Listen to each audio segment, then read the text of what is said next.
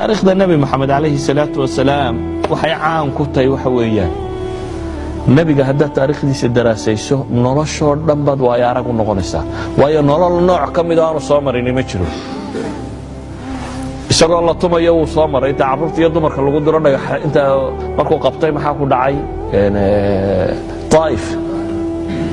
dhagaxba ayaa dumarka iyo carruurta lagu diro dhagaxba lagala daalay dhiigii ka yimid isagoo kabiisa ku horeeyaan buu iska soo noqday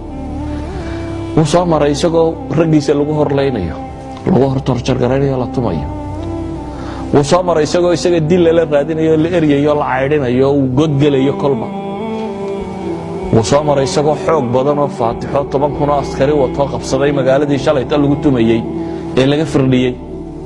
uu soo maray isagoo madaxweyne uu soo maray isagoo gaajooday oo baahday uu soo maray isagoo gaajo daraadeed beerka dhagax ku xidhay saxaabiga uu yimid nabiga wuxuu ku yiri ilaahay rasuulkiisa tumarada beerka qaaday yiri bal waxa dhib raaysataan hal dhagax buu ku xidhay nabiguna tiisu ka fayday laba xidhnaa nabigu